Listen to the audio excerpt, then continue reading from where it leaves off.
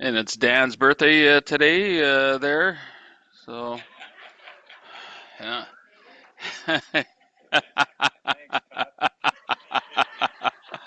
Doesn't look a day over 68, does he?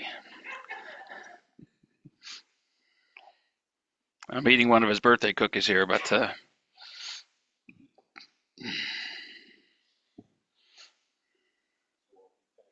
recording in progress. yeah. Thank you. We're going to start the recording now, folks, there. So this is the RM of Springfield's meeting agenda for February the 26th. It's a planning meeting, calling the meeting to order at exactly 6. All of council is present. I'm Mayor Patrick Terrian, and I'll show in descending order is Deputy Mayor Fuel, Councillors Kaczynski, Miller, and Warren. And then we will go to adoption of approval of the agenda, but can I get a mover and a seconder or two, please? Fuel and Warren.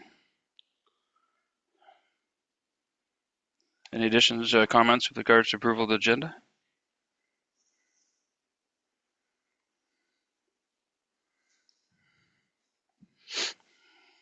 I see none. Then can I get a show of hands first? Approval of the agenda, support? That's unanimous. Oh, sorry. I guess there was one addition to be made there. We want to have in the close meeting, and it's an enforcement matter. So if any objections to that? None? Okay. Then we'll go to adoption of the minutes there, 4.1. First one, that'll be for the January 21st meeting agenda. Mover and a seconder for that, please. Warren and Fuel. Any additions or comments with regards to that? I see none. If I pose the question to those who are in support, can I get a show of hands? That is unanimous. Adoption of the minutes for January the 22nd, please. Mover and a seconder. Terrian and Warren. Any additions or any comments with regards to our minutes of the January 22nd, 26? I see none. I'll pose a question. Those in support? That is unanimous and so carried. Now we're going to go to the public hearing portion here. Before we start, I have to read this. Public hearing matters will now be heard under the Planning Act. Council wishes to thank everybody for attending this evening and taking interest into your community. The public hearing process is as follows. The public notice will be read out, indicating the intent of the application. 2, the development officer will provide a summary and information pertaining to the proposal. 3, those that may wish to make representation speak on a planning matter must sign in. You'll be given the opportunity to make a presentation for speaking on the matter presented before council. The first opportunity will be that of the applicant who will speak or make a presentation on the proposed application if he or she wishes to do so. The next one will be inquiries. This will give the opportunity to ask for classification or clarification on what the planning matter to be proposed or is proposed. Those in favor, this will give those that are in favor the opportunity to speak. Again, those in opposition, this will give those in opposition the opportunity to speak as well. When you begin speaking, please state your name and address. A reminder that at all times you have to direct your comments or questions to myself, the chairperson. We have a podium prepared up there for you to attend. Once everyone has had the opportunity to speak, council may close the public hearing on the matter, after which further input from the public will not be permitted for legal reasons. It is important that if you wish to speak and be heard on the planning matter, now is the time to make representation. And once again, once I, the chairperson, close the public hearing, no further discussion is allowed by law.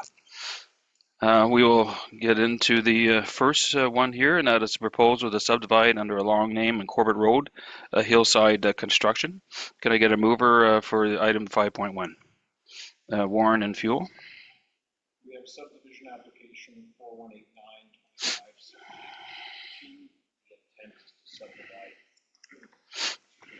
25.6 acres of land to create 7 industrial lots with a new municipal public road for that future.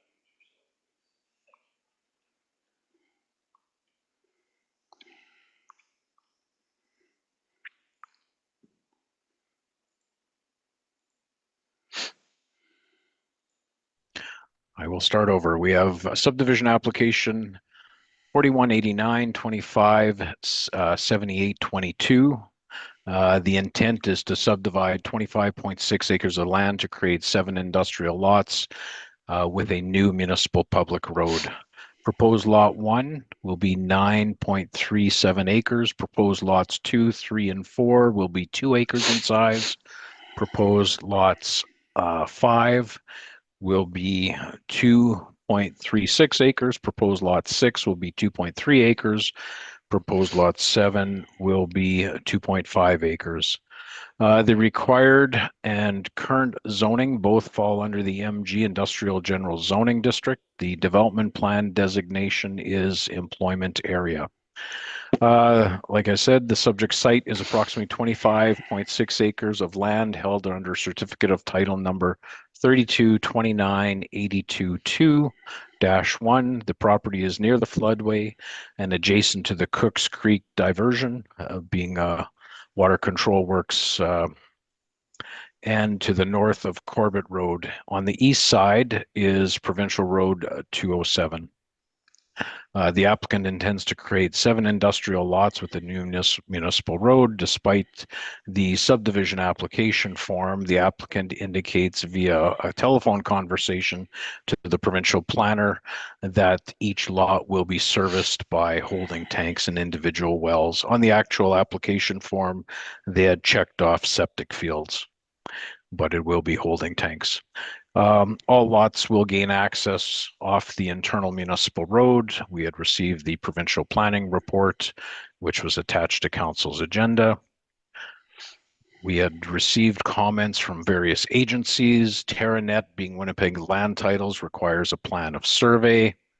Manitoba Agriculture has no comments. Manitoba Transportation and Infrastructure, being the roadside development section, did not object, subject to the developer provide written confirmation that drainage from this site will not affect the provincial highway drainage system. Also, they require a detailed drainage plan prepared by qualified experts. MI also requested a traffic impact study for this development. Manitoba Drainage Water Rights Licensing Drainage Section. They also require a technical drainage plan. They are the department that issues licenses for any drainage works. Manitoba Environment states that any of the commercial or industrial properties listed may require Environmental Act licenses depending on the types of businesses that are established there. The Manitoba Environment also indicates holding tanks must comply with the on-site wastewater management systems and the applications filed to their department. Manitoba Transportation and Infrastructure, being the hydrological forecasting and water management, which basically operates the Cooks Creek diversion in the floodway. They do not have any flood protection information for this area. However, they recommend that all permanent structures should be 5 feet above ordinary high water level, with a minimum setback distance of 100 feet. So they're saying within 100 feet, that elevation has to be 5 feet in height above the overall ordinary high water mark.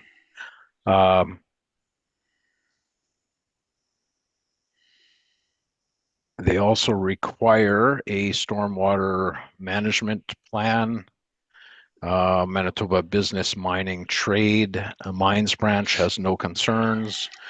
Bell MTS requires easements. Valley Fiber requires easements. Manitoba Hydro and Central Gas require easements. All other agencies responded with no comments or concerns. We received comments from our Water and Waste Department, and comments from our Public Works Department. Community planning, within their recommendations, they say it does comply with the overall intent of the employment area. And if council were to consider this subdivision, they had two conditions. One was that conditional use orders be obtained as necessary to ensure compliance with the zoning bylaw. We don't want that as a condition, because as the applications come in, then we assess if a conditional use is required. And number two, they had asked for a development agreement with a few conditions. Council may deny the application, council may defer the application, council may approve the subdivision application without conditions, or council may approve the subdivision with conditions. If council were to consider this application, I would recommend the following 7 conditions. Number 1, the payment of the requisite fees as set out by the current municipal fee bylaw. Number 2, that 10% of the property development is provided to the municipality in cash to satisfy the municipal needs for recreational opportunities, as stated under the Planning Act. Number 3, that the developer shall provide a hydrogeological report of the groundwater resource potential for the employment area, provided by a professional hydrogeological engineer, to include but not limited to a review of the existing hydrogeological literature and database to obtain information that pertains to the study area, being this particular site. B, highlight the relevant site background and historical groundwater development in the area. C, review available well logs and delineate a local geology and hydrogeotechnical conditions. D, and to generate a report to summarize the expected availability and geochemistry of the groundwater supply in the planned area. So the intent of this clause is just to make sure there's adequate water and it's suitable water for drinking for these businesses. Number 4, that the developer shall enter into a development agreement with the municipality regarding the following, but not limited to engineered land drainage, stormwater retention, development and construction phases, engineered road design, construction, hard surfacing, any off-site improvements, driveway access locations, construction access to the development, street lighting, utilities, supply and installation of traffic control devices and street names. We're not asking for traffic lights, we're asking for stop signs and any other control devices.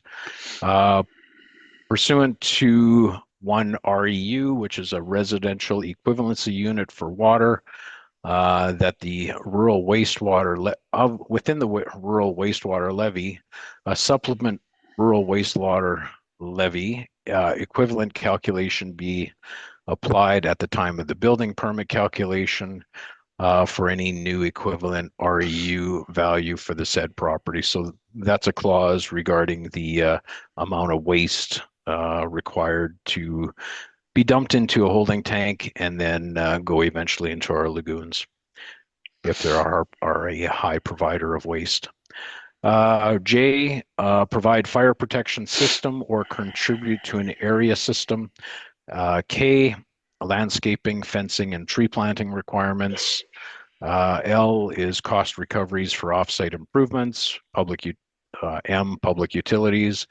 N, a required geotechnical report for each lot by the owners, subject to any deep foundation design. The property has been stripped of the topsoil, and about 2 to 3 feet of disturbed fill was brought onto the property, and you need to have an engineer's report if you're going with a slab on grade. So that's the rationale for that one. O, requirements outlined in the detailed hydrogeological study, which I mentioned earlier, and P, any other public works deemed necessary by council. Those will be all part of the development agreements. Number 5, that the mayor and CAO be authorized to sign the development agreement. Number 6, that the developer shall provide a drainage lock grading plan prepared by a professional engineer for the proposed subdivision as per the municipal drainage policy and shall be submitted to the Public Works Department for review and approval. And any drainage improvements shall be constructed prior to the issuance of any building permits for the property. Number 7, the last condition, that the Public Works Department will require a digital copy of the subdivision, if approved, georeferenced, and in AutoCAD Civil 3D 2010 or more recent format. Thank you, Mayor Therrien. Thank you, Mr. Doucette. Would Mr. Thiessen be in the audience or online?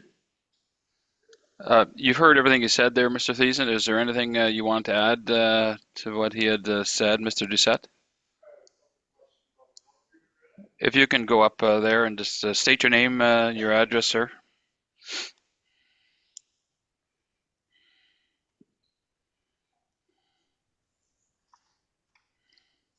Yes, my name is Terry Thiessen. I'm with the applicant, Hillside Construction. My address is 72 Norwood Bay in Mitchell, Manitoba. Good read. That was a long one. Good job. It was. You actually answered a couple of my questions already in the read, so I thank you for that. In the development agreement that regarding the following but not limited to, there was, I had a question regarding JKL, the cost recoveries for offsite improvements. I wanted some clarity as to what that could entail. Notably, if highways is improving the roadways, are we supposed to cover those costs, or what was the heart intent behind that? I think with the traffic impact study, Department of Highways is going to see if you need acceleration or deceleration lanes, and you're going to be responsible for the costs of those. If there's development on Corbett Road, you're going to be responsible for bringing Corbett Road up to a industrial standard, because it was, so the cost recoveries are for your benefit. If somebody to the north of you develops, then you get to recoup some of your costs for the road improvements. That's the intent of that. So if we will have improved the public road 207, is what you're suggesting, right? And then if another developer later on were to tap into those improvements, there's a mechanism to recover some of those costs?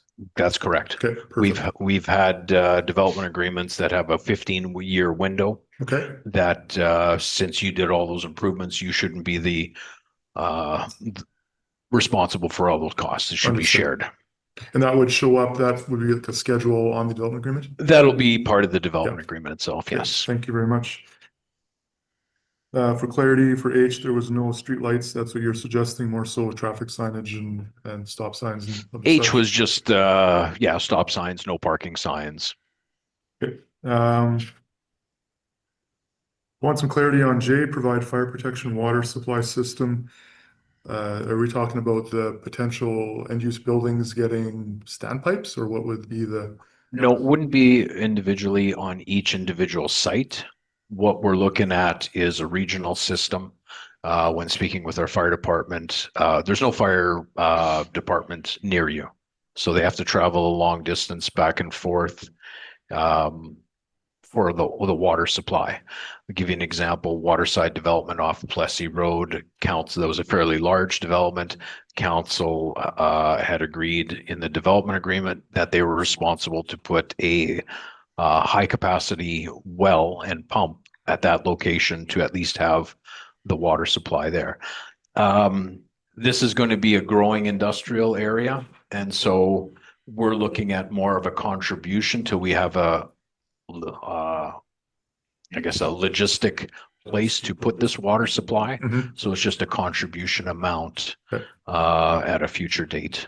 And so it'd be reasonable if I could request, just following this meeting next couple of weeks, just some additional clarity on some of that. It's fine. Oh, for sure. Yeah. You come to our office and we can. Yeah, no, that's fine.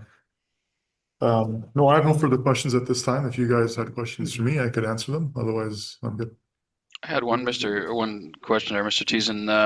Have you got a name yet for the proposed public road? Negative. No name yet. Do you have suggestions? Yeah, we have a naming bylaw. Yep. We got a large veterans component here of all three wars. So you may want to talk to Dan with regards to that. So, Sure. Yeah. okay, I've got no other questions. Okay, thank you very much, sir. We'll open it up to the public. Thank you.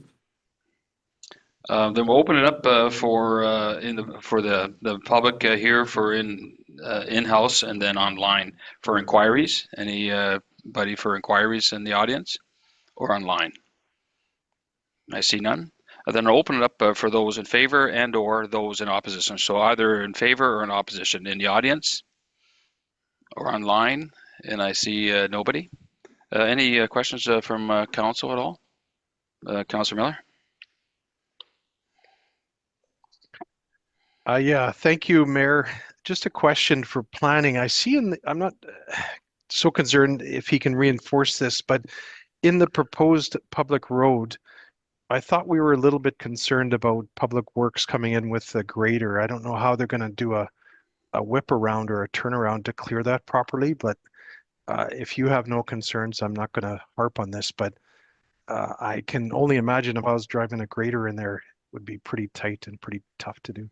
Okay. Public Works had reviewed the subdivision application. The road right of way is an 80-foot right of way. Usually a hard surface top is approximately 22 feet, and they allow for a proper radius for turning graders and things like that. So they have looked at that. Very similar to the GT subdivision across the street with their cul-de-sac. So it has been looked at. Any other questions? Councilor Kaczynski? Thank you. In point 4J, I, it states here that the applicant will be responsible for moving the waste from these properties to our lagoon. He not necessarily have to use our lagoons. He can opt it out and deliver, whatever he choose site to dispose that waste. So it won't be the applicant of this development. It'll be individual owners who take responsibility, and depending on the type of development they want to do onto that property. So if it's just a domestic, a business with one washroom, they're not going to be a high user. But if you have another business that is a very high user of water, then we're going to assess it, place a charge on them for the capacity in the lagoon. And we may also include stipulations in here that that effluent is not acceptable at the municipal lagoon, may have to be transported, say, to the city Winnipeg water treatment or the wastewater treatment facility. Okay. So those are all things that we take into consider when we're working on the development agreement. Okay, thank you. Any other questions? I see none. I'm satisfied the public hearing portion has been met, and I'm prepared to close it, and it is hereby closed. We can hear the wording there. Do we have to go through the whole thing there? No. Whereas Hillside Construction, care of Terry Thiessen, on behalf of East Corp Developments, Inc., owner of the property described as Lot 2, Plan 27731 and Northeast 2114, have submitted a subdivision application to subdivide the 25.36 acres to create 7 commercial industrial lots with a new public road. Be it resolved that application for subdivision number 4189-25-7822 be approved subject to the 7 conditions. Thank you. Then I'll, after this has been read, I'll pose the question, the first question of those in support. Show of hands. As unanimous and so carried. Thank you, Mr. Thiessen. And we'll go to item 5.2. That's conditional use 2604 under Wajax there. Can I get a mover and a seconder, please? Warren and Terrian. We have conditional use 26-04. The proposal is to permit an industrial vehicle and equipment sales and or rentals, and also an automotive and equipment repair shop business on the land as per section 69.3.4 and 10 within the MG Industrial General Zoning District. This is located at 1300 Redonda Street in the southwest quarter of 22114. Wajax Limited is requesting council's approval to permit the industrial vehicle equipment sales and or rentals, and also the automotive and equipment repair shop. Wajax Limited was established in 1858 in Montreal and is now a major Canadian provider of diverse industrial products and also a service provider.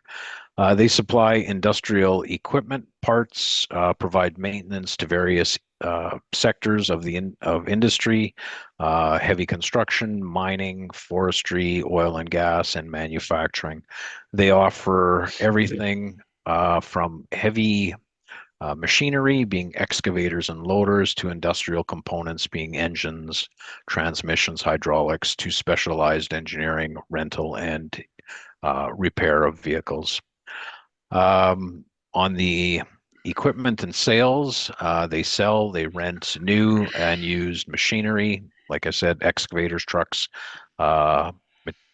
material handling equipment, being like forklifts, parts and components. They distribute a vast variety of parts, including bearings, power transmissions, diesel engines, and fluid handling parts. Their inventory consists of approximately 75 units, ranging from the forklifts, the loaders, the excavators, highway tractors, including coach and buses. It is run as an equipment and vehicle dealership and is open to the public. Customers can come into the shop, pick up and drop off the units for service. The business will employ approximately 42 people. Hours of operation proposed are Monday to Friday, 8 a.m. to 5. 1300 Redonda Street is the current location of Trappers Transport. They are in the process of a subdivision, which is actually being heard this evening, and they are planning to relocate on the southern portion of this property being subdivided. If council were to consider this conditional use application, I would offer the following 4 conditions. Number 1, that our municipal building inspector and fire chief conduct a building and fire inspection for the existing industrial building to ensure that all life safety, building, and fire code requirements are met, and that any required code upgrades and or infractions be corrected prior to the operation of the business, or any issuance of correspondence for MPI. Number 2, that a development permit be obtained for any signage related to the business. Number 3, that this order shall expire and become null and void on the date the business ceases to be in operation. And number 4, this order shall not be transferable to any other owner and or lessee. Thank you, Mayor Therrien. Thank you, Mr. Doucette. Would the representative, the applicant, be present for Wajax? There is Yep, a I'm here. hand raised. Yep. Mr. McMillan or McWilliam? Yep. You've heard what Mr. Doucette had to say? Yes, I have. Anything more do you want to add with regards to that? No, just we're a large public company, 130 branches across Canada. We're Canadian owned and operated out of. So yeah, no, we're looking forward to a partnership with the RM and moving into 1300 Redonda. Thank you very much, sir. We're going to open it up to the public hearing portion. I'm going to open it up for inquiries in the audience or online. And I see nobody there. Then I'll open it up for those in favor and or those in opposition. So both in favor and in opposition in the audience or online. And I see no hands there. Any questions from council at all? I see no questions as well. So I'm satisfied the public hearing portion has been met and no further inquiries can be made at this time. And I'm prepared to close the public hearing. This hearing closed. We'll read the order and then we'll do our vote. Whereas a public hearing has been conducted under the Planning Act to consider an application filed by Wajax Limited on behalf of 3409377 Manitoba Limited owner of the property located at 1300 Redonda Street, for a conditional use under the Springfield zoning bylaw number 0801. Whereas council is satisfied that the requirements of Part 7 conditional uses has been met, be it resolved that conditional use order number 2604 be granted subject to the 4 conditions. Thank you very much. Then at this time here, I'll pose the question. The first question being for those in support with a show of hands. That is unanimous and is so carried. Thank you, Mr. McWilliam, and welcome to the RM of Springfield. You got a great location there as well. Awesome. I'm very happy to be part of this, and I'm happy to be joining the RM of Springfield. Thank you. Okay, welcome, sir.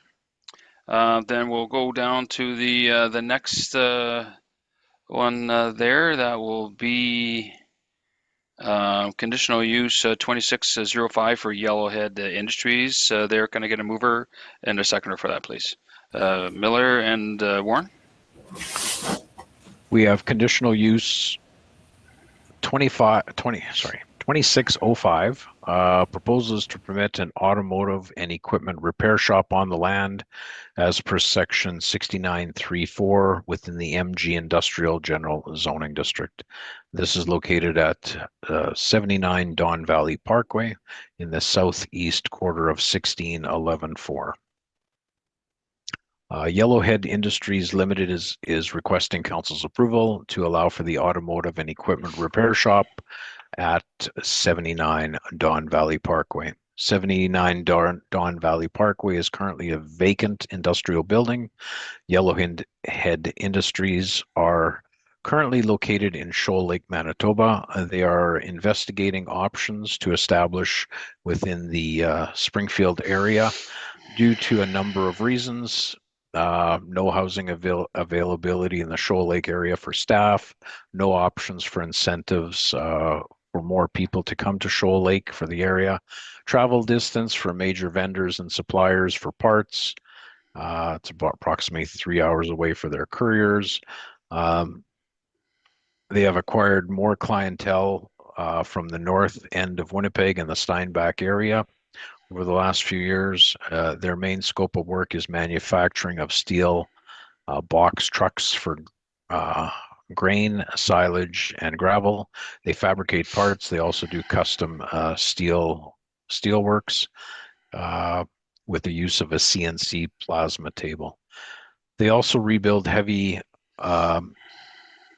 diesel engines and provide mechanical services such as tire changes, replacement of glass on vehicles, frame shortening or stretching, general repair, and vehicle safety inspections. Currently, the business will be staffed by 5 full-time employees. Proposed business hours open to the public will be 8 a.m. to 5 p.m. Monday to Friday. At the time of the inspection, the site was vacant. There used to be an ADCO trailer on the front of the property, which has since been removed from the previous owner. The front yard is now vacant apart from this industrial building. If council were to consider this conditional use, I would offer the following 4 conditions. Number 1, that our municipal building inspector and fire chief conduct a building and fire inspection for the existing industrial building to ensure that all life safety, building, and fire code requirements are met, and that any required code upgrades and/or infractions be corrected prior to the operation of the business, and the issuance of any correspondence for MPI. Number 2, that a development permit be obtained for any signage related to the business. Number 3, this order shall expire and become null and void on the date the business ceases to be in operation. Number 4, that this order shall not be transferable to any other owner and/or lessee. Thank you, Mayor Tarian. Thank you, Mr. Doucette. Would the applicant for Yellowhead Industries, Talby Holdings, be present in the audience or online? I'm here, guys. Sorry, my video doesn't work that well. Yeah. Yeah, that's the best I could do. Did you hear, ma'am, Mr. Doucette's narrative there? Is there anything you want to add? I did, yeah. Basically, Just state your name, ma'am. I'm Tia Morrissey. Okay, go ahead, ma'am. Yeah. Yeah, it's exactly what the narrative said about our main scope of work was. I think it was just titled automotive repair just because of the categories you guys had, but our main focus is our manufacturing and the heavy diesel engine building, and it just coincides with being able to do safeties and truck and trailer repair. Okay, ma'am. Then I'm going to open it up to the public hearing portion here. And then if there's any questions, we'll ask you at the end there. I'll open it up for inquiries in the audience. Any inquiries or online? Then I see none. Then I'll open it up for those in favor, those in opposition. So both in favor or in opposition in the audience or online. And I see none. Any questions from council at all? I see no questions. Oh, Mr. Doucette. Mayor Taryn, just for clarification, this operation had some fabrication, as Ms. Morrissey was mentioning, and fabrication is listed as a permitted use, but it also included a component for the vehicle repair, hence the conditional use this evening. Thank you very much. Okay, I see no questions from council. Then I'm prepared to close the public hearing portion on this matter, and no further questions will be allowed. Hereby close the public hearing, and we'll read the narrative, and then we'll vote. Sorry if I could interrupt. I just had one Sure. quick question. I think Christina was going to forward it on there yesterday about us using an office trailer out front of that property, as well as it having the sign on the office trailer. I can't remember who she said she was going to forward that to, though. Is anybody that was for me, okay. and that was just like a temporary use for the construction trailer while you're using it. You don't need council's approval for that. That's allowable in our zoning bylaw. Oh, okay. I thought that there was an additional permit that had to go through council, and she said we could bring it up at the meeting tonight for like the first year or whatever out there. Yeah, you can contact Mr. Doucette with regards to that. I've officially closed the public hearing portion on that. Oh, That's more of just cleaning up there. So we're prepared to. Have you read that already? Yeah. Whereas a public hearing has been conducted under the Planning Act to consider an application filed by Yellowhead Industries Limited on behalf of Talby Holding Corp., owner of the property located at 79 Don Valley Parkway, for conditional use under the Springfield zoning bylaw number 0801. Whereas council is satisfied that the requirements of Part 7 conditional uses has been met, be it resolved that conditional use order number 2605 be granted subject to the 4 conditions. Thank you very much. Then I'll pose the first question for those in support first. Show of hands. That is unanimous and so carried. Thank you very much, ma'am. I would suggest you contact Mr. Doucette if there's any questions there. That's more of a cleaning up there, but it's all passed, and welcome to the RM of Springfield. Then we'll go to conditional use 2606 under Grewal. Can I get a mover and a seconder for that, please? Fuel and Warren. We have conditional use 2606. The proposal is to permit an automotive and recreational vehicle sales on the land as per section 6935 within the MG Industrial General Zoning District. This is located at 922 Redonda within the southwest quarter of 15114. The applicant is requesting council's approval to permit the automotive and recreational vehicle sales. Mr. Grewal will be the only employee at the time and will be focusing on the sale of quality pre-owned vehicles and automotive and recreational vehicles. The proposed hours of operation will be Monday to Friday, 9 a.m. to 6 p.m. There may be opportunities to work on the weekend as the business becomes more established.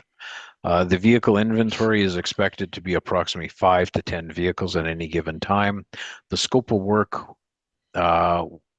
will include the sale of pre-owned motor vehicles, meeting with customers, conducting sales-related activities, maintaining vehicle inventory within the lease space available.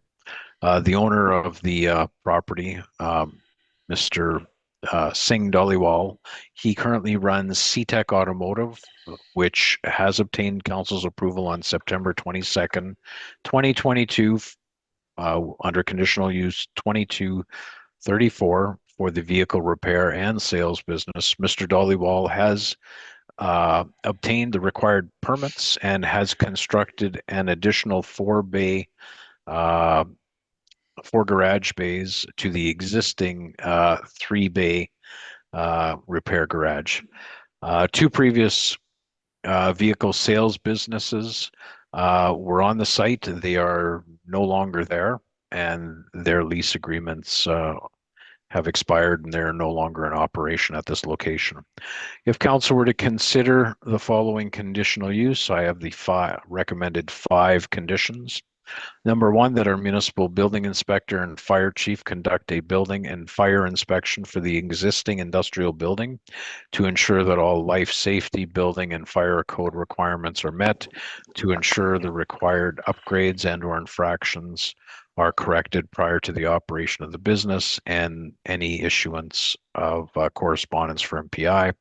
Number 2, that a development permit be obtained for any signage related to the business. Number 3, that this order shall expire and become null and void on the date the business ceases to be in operation. Number 4, this order shall not be transferable to any other owner and/or lessee.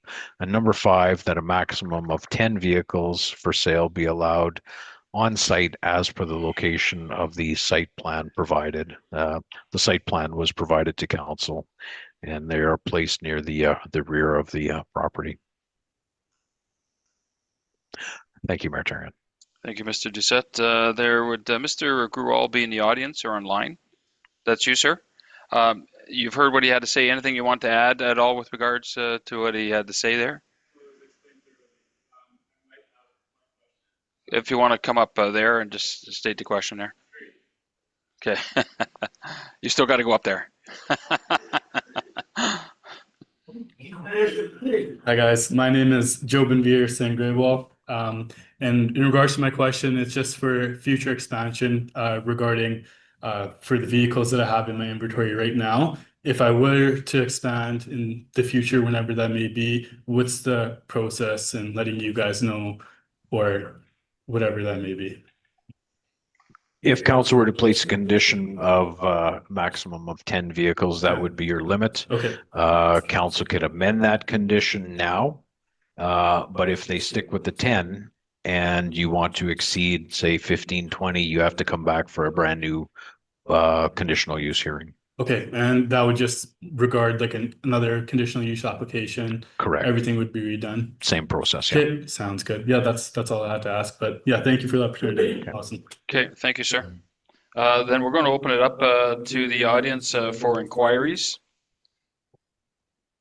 I see none in front or online. I'll open it up for those in favor and/or those in opposition in the audience or online. And I see none. Is there any questions from council at all? No questions at all? Then I'm prepared to close the public hearing portion. I feel that it's been met there and it is officially closed. We'll hear the narrative and then we'll vote. Whereas a public hearing has been conducted under the Planning Act to consider an application filed by 1025638 Manitoba Limited on behalf of 1003694 Manitoba Limited, owner of the property located at 922 Redonda Street, for conditional use under the Springfield zoning bylaw number 0801. Whereas council is satisfied that the requirements Part 7 conditional uses has been met, be it resolved that conditional use order number 2606 be granted subject to the 5 conditions. Thank you. With that being read, I'll pose the question first. Those in support? That's unanimous and so carried. Thank you, Mr. Grewal, and welcome to Springfield. Then we'll go to 5.5 as a variance 2604 under Anderson. Mover and a seconder, please. Councillors Warren and Therrien. We have conditional use 26-04. The proposal is to permit a front yard setback of 12.8 feet instead of the required 25 feet for an existing 16 by 16 accessory building as per section 69.5.3 within the MG Industrial General Zoning District. This is located at 2112 Springfield Road in the northwest quarter of 1611.4. Ms. Anderson is seeking council's approval for a front yard setback for the existing accessory building on the property. As indicated within their letter of intent, there's an existing shed on the property that was built a number of years ago. The shed is not at the required distance from the front yard property line, and moving it is not practical. Ms. Anderson would like to maintain the shed where it is. Upon review of the property file within our office was unable to find any evidence of any building permits for the 16 by 16 accessory building at the time of the site inspection. It was also observed that there was a chimney from the structure, and we were unable to gain access to the building. This building appears to be possibly living quarters or an office. If council were to consider this variance, I would offer the following 3 conditions. Number 1, that the applicant obtain the required municipal permits. Number 2, that the accessory building or accessory structure shall not be used as living quarters. And number 3, if the accessory building is used as an office, it shall conform to the requirements of the building code. Thank you, Mayor Therrien. Thank you, Mr. Doucette. Would Marion Anderson be in the audience or online? She is currently away on vacation, and I don't think she was going to attend this meeting. I got a few questions that, do we know what the 16 by 16 was for? Or is it for an office or for living? No idea. It just looks very suspicious with the 2 windows and the doors and the chimney that was in there. So council, since she didn't attend, council may postpone this hearing to a later date, since there are no questions. I'll get to Deputy Mayor in a minute. I see it as a hazard there, because we don't know what it could be. So there's many questions that have to be answered. Are we aware why Mrs. Anderson wouldn't be here? Not that she had to be. It would be nice if there was questions. Yeah, no, we're just advised that she wouldn't be attending because she's on vacation down south. Okay. In the meantime, though, are we able to establish whether that is a liability, like living quarters or anything like that? Right. Yes. We're not going to forget about it. We're going to pursue it in the meantime. Council could deny it if they wish, deny or ask it for it to be removed. Those are options. When looking at the aerial photos, dating back with the Google Earth, I think this was placed on the property around 2010, 2009 within their fenced compound. We weren't aware of it, so we have no record of any building permits. So what the exact uses of this structure, I don't know. I'd prefer to have it totally removed. Okay. Then it's up to the council. What are our thoughts? I don't think we should be doing anything with regards to this until she can answer some of the questions, Mrs. Anderson. That's my thoughts. And Deputy Mayor, you had your answer or hand up? Yeah, I'm just looking at the aerial view there, and I would like a more current aerial view just to see, like I see a whole bunch of things that could be hazardous. You know, all these vehicles, how does a fire engine get in there? Yep. How does it get out? I'd like to do an assessment on this property. I think it's bigger than just that building, to be honest with you. For sure. Tonight's evening is for the variance. There is some bylaw enforcement issues going on right now with our fire department about a site that's a hazardous site. I don't want to get involved in the public with the bylaw enforcement at this time. It's a private matter. Okay, thank you. Okay. So what is your suggestion to just defer it between yourself and the CEO for another date there, or what would be our best course? Does council want to postpone it until the site gets cleaned up? That's another option. Or do we want it for the next meeting, or does council want to outright deny it? Well, I think if we deny it, then we got to almost keep jurisdiction of it. I think it's not a court of law here, but I'm thinking to defer it. In the meantime, though, as the deputy mayor said, that we should have some kind of an analysis of how that structure is really put together, or the property is put together, it seems a mess. So I think Yep. there's a lot of issues there. I would recommend then council defer it until the fire departments, the planning department, and the community safety officer are all, what's the word I'm looking for, satisfied that it is in a favorable state before it comes back to council. Yes, I would agree. Council's opinion on that? Councillor Kaczynski and then Warren. I would suggest that we wait for the applicant when they came from holidays, and maybe they can come in front of the council and present their, situation and option, what they're planning on doing. Thank you. Yeah, we could ensure that, my thinking is clean up the site, then come back and then have the applicant available as well for that public hearing. I think the issue is that there's maybe 6 businesses running from this site. So to wait for it to be cleaned up and in a favorable state, you're not dealing with this building for quite a long time. So. And this is hinged on a subdivision that council approved last council meeting, and the subdivision conditions are valid for 2 years. And then the applicant can apply for a 3rd year. So it's gonna take at least 6 months if they're active cleaning this site up. What if we were to defer to the next planning meeting, and then we can always defer it again, right? Is there how many times can we defer? Every council could defer it multiple times, but Okay. every time you defer, we send out notification of the public hearing. Okay, well, I Unless think you defer it to a specific date. Unless it's deferred to a specific date, correct? if we were to defer it to the 2nd month, then that'll give enough time for all the departments. 30 days would not be enough time, I would think. We don't know whether she's back or not either. So if we were to bring it back in 2 months, that would allow CSOs, planning, and the fire department to at least get something on that. She can have contact there.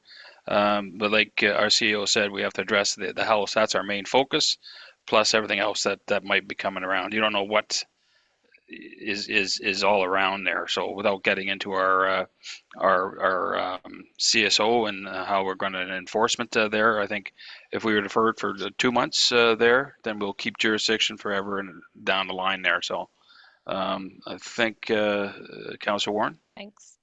I was going to suggest that we defer it, and especially since the applicant, like, nobody can talk to her because she's not here and she's on vacation. Do we know when she's back? 2 months? 2 months. Okay, that Tanya, I guess, has been speaking with her. So Okay. if we I deferred think- for 2 months, she might be here, but the place might still be unkept. Okay, we can't be working under her schedule. She has to work under ours. So I think 2 months is realistic there. So deferring it for 2 months, the council in agreement with that? Councillor Kaczynski? Can for some reason we have contact with that lady and talk with her over the phone? So, maybe she can shorten her holidays and come and speak with the council? I think council can postpone it to the April 30th planning meeting.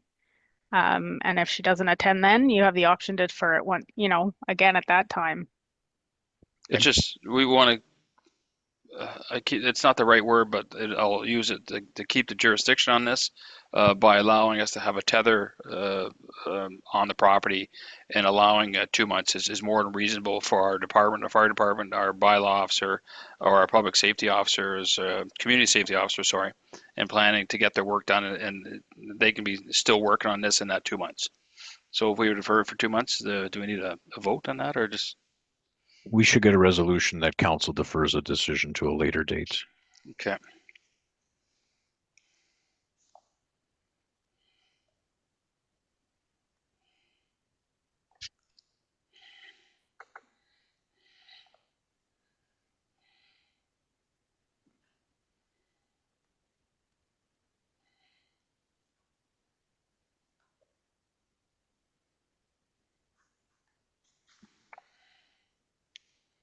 Just need a mover and seconder. Can I get a mover and a seconder for the new resolution there, Kaczynski and Fuel? Be it resolved that council defer variation order 2604 to the April 30th, 2026 planning meeting. With the resolution being read, I'll first pose a question. Those in support? That is unanimous, so carried. Then we'll go to 5.6. It's a variance order 2605 under Zayik. There, can I get a mover and a seconder for that, please? Tarian and Miller. We have zoning variance 26-25. The proposal is to permit a total maximum building area of 3,480 square feet instead of the required 2,000 square feet as per section 6258 within the RR Rural Residential Zoning District. This is for the construction of a new 2,700 square foot accessory building. The calculation also includes an existing detached garage of 780 square feet. This is located at 67033 Spruce Road in the southwest quarter of 11-12-5. Mr. Zayik is requesting council's approval to build the 2,700 square foot accessory building on the property. The existing accessory building, the detached garage, is a floor area of 780 square feet. Mr. Zayik will be dismantling the existing 38 by 60 fabric accessory building and replacing it with a new permanent structure. The 2,700 square foot accessory structure will be consisting of a 50 by 30 enclosed middle section with 2 lean-tos, one on each side, being 50 by 12. The new accessory building will be used for his personal shop, including the keeping of personal goods and equipment. If council were to consider this variation, I would offer the following 2 conditions. Number 1, that the owner obtain the required permits, and number 2, that the existing 38 by 60 fabric accessory building shall be removed from the site 60 days after the completion of the new accessory building. And the rationale is for the fabric building to stay until it's built, and then he could move his stuff from one building to the next. Thank you, Mayor Tarian. Thank you, Mr. Doucette. Would Mr. Zayik be in the audience or online? That's you, sir. Is there anything you want to add to what Mr. Doucette had said? Just state your name there, sir. Even if it's ever so briefly, we need to know. Hi, I'm Freddie Zayik. So the only thing I will be doing is dismantling the fabric building prior. Because I'm going to be constructing on that same spot. And so that's the only thing, nothing more. Well, what do you do with the building? Well, the one I want to construct, it will be just for personal use, but it's going to look more like, because I have Olympic builders who are scheduled to kind of do all this. And it's just going to look like it's going to be red. It's going to look like a really nice barn. But it's got the 612 pitch, everything on it, and then the 2 lean-tos come off. And it's just going to look real nice in the back of our acreage. I'm not going to use it for personal, park my tractors underneath there. I got my trailers, everything else. It's kind of my retirement hiding spot. Sounds like you're pretty proud of the moment. You're smiling when you're saying it there. So, but what are you going to do with the polyester? That I'm going to be actually that's being once dismantled. I actually take it all down and take it to the farm. Our farm's actually out in Arnis, Manitoba. So it'll be reconstructed elsewhere. Yeah. I was just wondering if our planning department would buy it or something like that. But always thinking of the RM. Okay, sir. If there's no other questions, then we'll open up the public hearing. Let me turn off. Okay. Okay, and at this point here, Dan. Since the applicant had mentioned he's going to remove it prior to, council can remove condition number 2.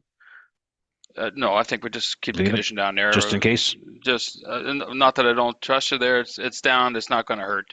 I think at this point here, I'm going to open it up to inquiries in the audience or online. And I see nothing there. And I'll open it up for those in favor and or those in opposition, both in the audience or online. And I see nothing there. Council, any questions? No questions at all? Then I'm satisfied the public hearing portions have been met and prepared to close the public hearing. Is so closed. We'll read the order and we'll vote. Whereas a public hearing has been conducted under the Planning Act to consider an application filed by Freddie and Tammy Zayik, owners of the property located at 67033 Spruce Road, for a variation of the Springfield zoning bylaw number 0801. Whereas council is satisfied that the requirements of Part 6 variances has been met, be it resolved that variation order number 2605 be granted subject to the 2 conditions. Thank you. With that variance order being read, I wonder if I can get a first question. Those in support, the show of hands. That is unanimous, so carried. Thank you, sir. Then that's the conclusion of the public hearing portion. We'll go into the planning matters now. The first one on there is Development Plan Amendment Bylaw 2509 under Charron. Can I get a mover and a seconder for that, please? Fuel and Terrian. The first application is, or the first item is bylaw 25-09. Mr. Charron, president of RT Holding Group Limited, owner of the property, has made an application for a development plan amendment. This is in the southwest quarter of 2111-4 off of Springfield Road on the north side within our industrial area. On May 22nd, council granted first reading of the bylaw under resolution 25-159. On June 26, 2025, council held a public hearing, then granted second reading to the bylaw, which was the development plan amendment. The resolution was 25-196. Mr. Honorable Simard, Minister of Municipal and Northern Relations, received copies of the development plan amendment, and after considering the bylaw, he approved the bylaw with no alterations or conditions. Honorable Simard has provided council a written notice of his decision on January 29th, 2026, which was attached. Since we received the minister's approval, council is now in a position to consider third reading of the development plan amendment bylaw. If council were to consider this third reading, a resolution was prepared for council's consideration. Thank you, Mayor Terrian. Thank you, Mr. Doucette. Is there any questions from council at all? I see none. Then I'll pose the question. Those in support? That is unanimous, so carried.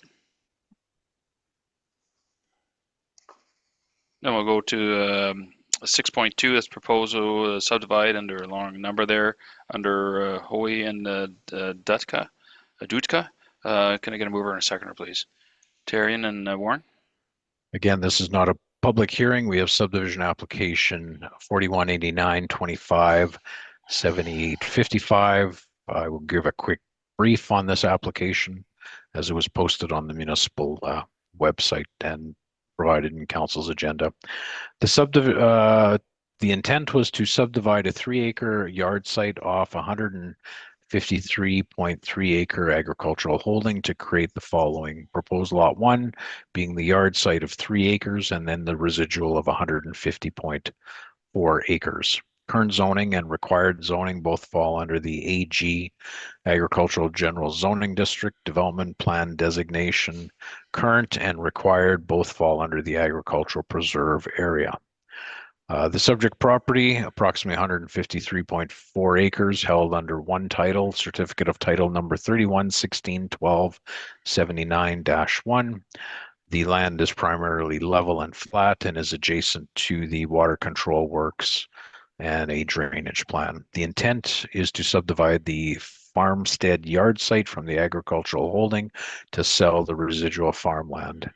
The proposed lot has an existing dwelling, an existing detached garage with a shelter belt, and there is an existing driveway access off of PTH 12. The house is serviced by a septic field and a septic tank, and there is a private individual well on this property.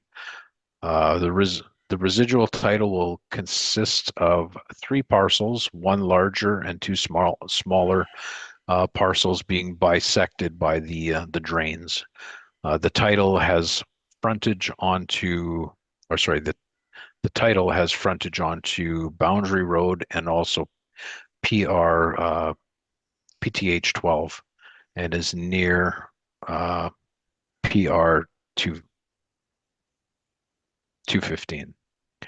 There was a community planning report. Comments from different agencies. Terranet requires a plan of subdivision. Manitoba Agriculture had no objections. Manitoba Environment, Climate and Drainage had no concerns and no requirements. Manitoba Transportation and Infrastructure, being highways design, did not object to the subdivision. There was no Manitoba Transportation and Infrastructure hydrological forecasting, water management. They did not have any flood protection information for the area. However, they recommended any new structure to be built at an elevation of 5 feet above that water level. There was no intent to build any new structures at this time. We had received the comments from the provincial planner, and she states that the subdivision is supported by policy 4.4 of the development plan and complies with the criteria under policy 4.4.2 as well. If council were to consider this subdivision application, I have 2 conditions. Number 1, the payment of the requisite fees as set out by the current municipal fee bylaw. And number 2, that the Public Works Department will require a digital copy of the subdivision, if approved, geo-referenced in an AutoCAD Civil 3D 2010 or more recent format. Thank you, Mayor Tarian. Thank you. Any questions from council at all? I see none. I got no questions. If I can do the reading and we can vote. Be resolved that application for subdivision number 4189-25-7855 be approved subject to the 2 conditions. Thank you. With that being read, pose the question. Those in support, show hands. Is unanimous, so carried.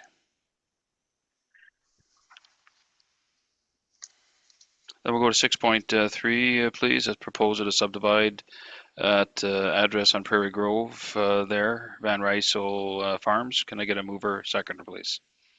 Warren and Fuel. We have application 4189-25-7860. The intent is to subdivide the 21.6 acre yard site off the 75.1 acre parcel, then consolidate the residual 53.94 acre holding to the adjacent land to the west, being 140 acres, to create the following proposed yard site being 21.6 acres and the consolidated parcel being agricultural being 193.34 acres. Current and required zoning are AG Agricultural General Zoning District, current development plan designation, and required both fall under the agricultural preserve area. The total of both properties is approximately 214.6 acres of land held under 2 separate titles. The land is primarily level and flat with an established yard site with trees and vegetation. As mentioned, the applicant intends to subdivide the yard site from the agricultural holding to consolidate the residual parcel with the adjacent farmland. The proposed lot has an existing dwelling, garage, and several outbuildings within the treed area. The dwelling is serviced by a septic field and individual well, with an existing driveway access off Prairie Grove Road. The residual parcel will remain as cultivated farmland with frontage off Prairie Grove Road and Meadowvale Road. We had received the community planning report, which is included in council's package. If council were to consider this application, I recommend the following 2 conditions. Number 1, the payment of the requisite fees as set out by the current municipal fee bylaw. And number 2, that the Public Works Department will require a digital copy of the subdivision, geo-referenced and in AutoCAD Civil 3D 2010 or more recent format. Thank you, Mayor Tarian. Thank you very much. Any questions from council with regards to this minor subdivision? I see none. Then if we can read the resolution, we can vote. Be it resolved that application for subdivision number 4189-25-7860 be approved subject to the 2 conditions. Thank you. I'll pose the question first. Those in support? That is unanimous, so carried. Then we'll go to 6.4, proposal to subdivide under a number of company under Connor Macaulay. A mover and a seconder for that, please. Terrian and Warren. We have subdivision application 4189-25-7863.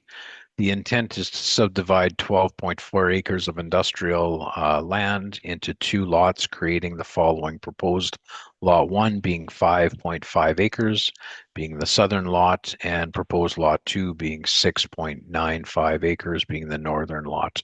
Lot 2 is the proposed site for the Wajax, which recently got approved by council this evening at the conditional use. The property, again, is approximately 12.4 acres held under certificate of title number 214185-0-1. The parcel is inside and adjacent to the perimeter highway. The applicant intends to subdivide the industrial into 2. Trappers Transport, a trucking operation, currently occupies proposed lot 2, being the northern lot, and with the creation of the subdivision, Trappers Transport are planning to relocate their industrial operations on the proposed lot 1, the southern lot, and thus allowing Wajax, the industrial vehicle equipment sales and repair under the conditional use, to become established on proposed lot 2, the northern lot. Proposed lot 1 is currently vacant of any buildings or structures, while proposed lot 2 has an existing 2-story industrial building. The building is serviced by a septic field and an individual well. Both lots have frontage off Redonda Street with 2 existing approaches onto proposed lot 2. We have attached the subdivision application map for council's viewing. We had received the provincial planning report, comments from various agencies. Terranet, being land titles, requires a plan of subdivision. Manitoba Environment, Climate and Drainage has no concerns or requirements. Manitoba Environment, Climate, Environmental Compliance is talking about the existing septic field on proposed lot 1, and based on the subdivision, the septic field does not, for lot 2, the septic field does not require that, does not meet the setback distances for the existing properties. So that'll be an environmental concern by the province to address. So they say that the field is fine to stay as it is currently in an existing non-compliance at such time that the septic field fails. It'll have to be replaced with a system that is in compliant with their provincial regulation. Manitoba Transportation Infrastructure does not object, but they will not allow any accesses onto the perimeter highway.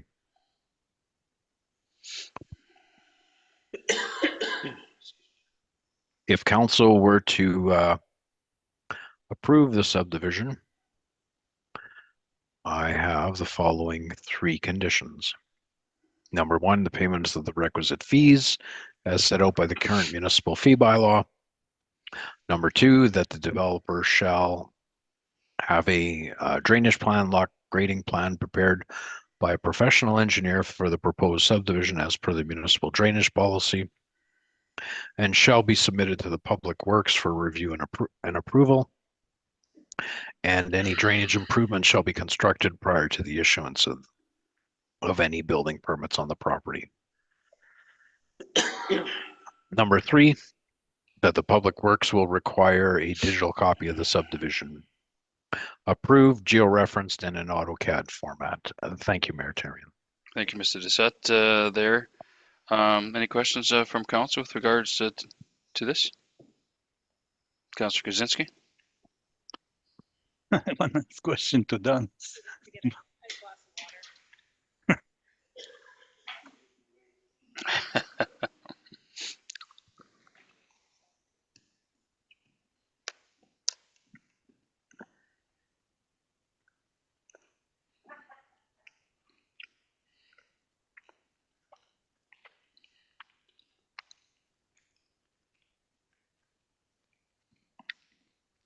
Must be a tough question there, Andy.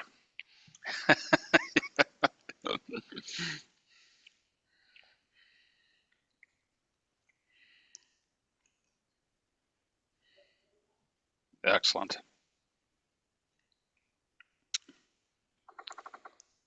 I highly recommend these chocolate chips and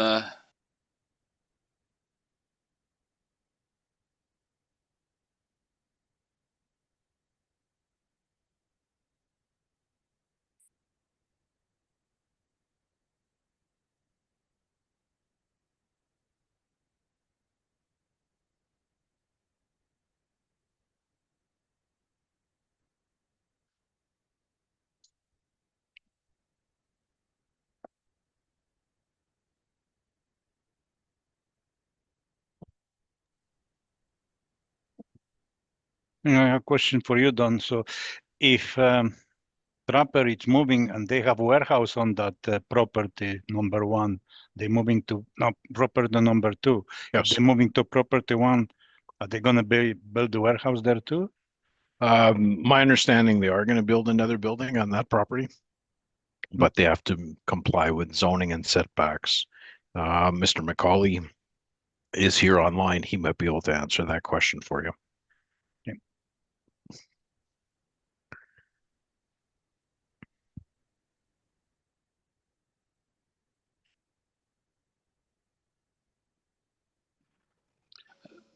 Mr. Macaulay, are you there for a question?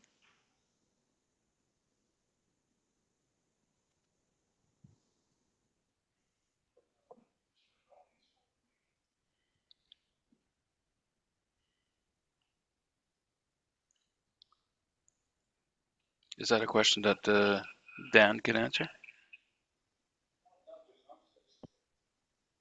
My intent when speaking with Mr. Dan Ominick, owner of the property, he had indicated he was going to reestablish and build another building on that property on the southern piece. Thank you. Any other questions at all? I see none. And if we can read the proposal resolution, then we can vote. Be it resolved that application for subdivision number 4189-25-7863 be approved subject to the 3 conditions. Thank you. With that being read, I'll pose the question first. Those in support? That's unanimous, so carried. We'll go to 6.5, please. Proposal to subdivide under Olson, an address on Willow. Can I get a mover or seconder, please? Councillors Miller and Tarian. We have subdivision application 4189-25-7864. The intent is to subdivide the existing 4.8 acre yard site off the 78.52 parcel to create the following. The proposed lot 1 being 4.88 acres and the residual being 73.64 acres. Current zoning and required zoning fall under the AG Agricultural General Zoning District. Development plan designation is agricultural preserve area. The subject property being the 78.52 acres of land is held under certificate of title number 293850-5 or 5-1. The land is primarily cultivated with a farmstead in the northeast corner. There's a public drain, which is adjacent to the north edge of the property. The applicant intends to separate the existing house and yard from the agricultural holding for retirement purposes. The applicant owner will retain the proposed lot 1 with the existing dwelling and the shelter belt, which contains the yard site contains the septic field, septic tank, and a private well. The residual parcel will remain as farmland and with the intention of it being sold. Each lot has an existing approach driveway onto Willowdale Road, with proposed lot 1 having 2 accesses. Both lots have frontage off Plimpton and Willowdale Road. We received the provincial planning report, which was attached to council's package. This is a minor subdivision where the province had granted the pre-approval and they didn't circulate it to the various agencies, because under the Planning Act they have the ability to look at minor subdivisions. The subdivision was conditionally approved by Municipal Northern Relations on December 23rd, 2025, as per the attached map in council's package. If council were to consider this subdivision application, I would recommend the following 3 conditions. Number 1, that the payment of the requisite fees as set out by the current municipal fee bylaw. Number 2, that a minor variance be obtained to ensure compliance with the zoning bylaw. And number 3, that the Public Works Department will require a digital copy of the subdivision, geo-referenced in an AutoCAD Civil 3D 2010 or more recent format. Thank you, Mayor Therrien. Thank you, Mr. Doucette. Any questions from council with regards to what Mr. Doucette has said and on our agenda? I see no questions. Then prepare to do the reading, then we can do the vote. Be it resolved that application for subdivision number 4189-25-7864 be approved subject to the 3 conditions. With that being read, pose the question first to those in support. That is unanimous, so carried. We'll go to 6.6, please. Proposal to subdivide under Saurette and Doerksen. Mover and seconder, please. Warren and Fuel. We have subdivision application 4189-2678-68. The intent is to subdivide the 9.98 acre property to create the following: proposed lot 1 being 5 acres and proposed lot 2 being 4.98 acres.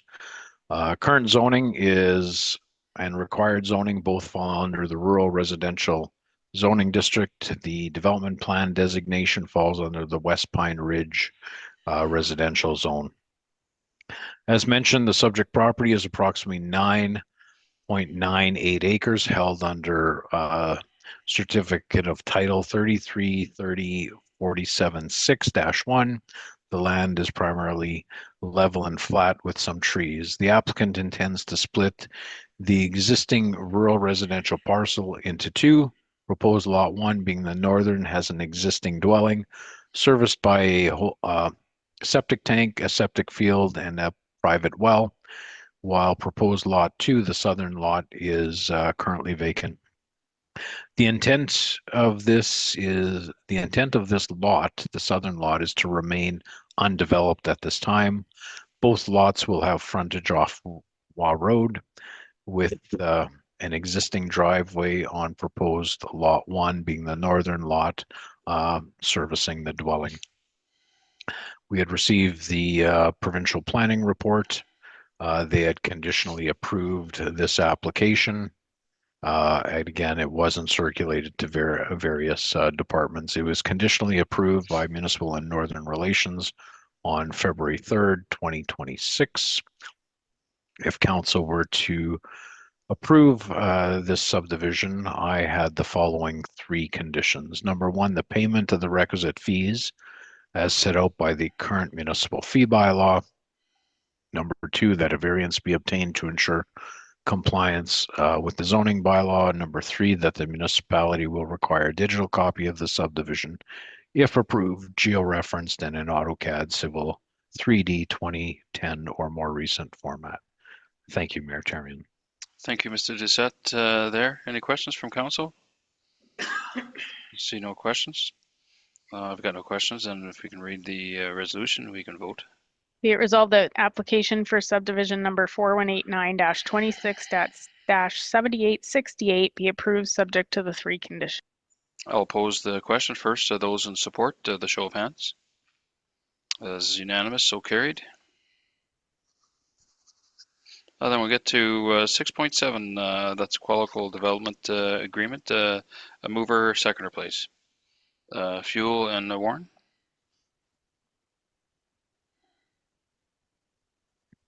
Any questions from council with regards? No questions? Then if we're prepared to read it. Be it resolved that the RM of Springfield be authorized to enter into a development agreement with Oak Bank Development Corporation, and be it further resolved that the mayor and CAO be authorized to sign the development agreement on behalf of the municipality. Thank you. With that being read, I should first pose a question. Those in support? That is unanimous, so carried. Last item will be 6.8. Amendment Development Agreement 604 Main Street. Can I get a mover, seconder, please? Fuel, Warren.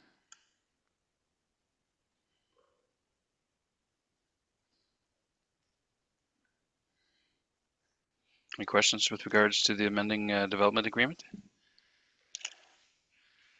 No questions? Then if we can do the reading, we can do the vote. Be it resolved that the RM of Springfield be authorized to enter into an amending development agreement with 6521437 Manitoba Limited, and be it further resolved that the mayor and CAO be authorized to sign the amending development agreement on behalf of the municipality. Thank you. That being read, if I can get a show of hands first, question for those in support. That is unanimous, so carried. Then we're prepared to go into a closed meeting. We have one item on the agenda there. Can I get a mover and a second to go into a closed meeting? Fuel and Warren, show of hands to go into a closed meeting. Unanimous, so carried. Thank you, folks. Recording stopped. Did you guys have yours already done? Oh, this is the Saurettes.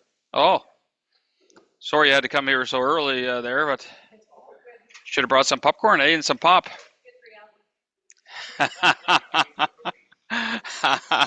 Well, how much would a half a cookie be able to pay for? You too.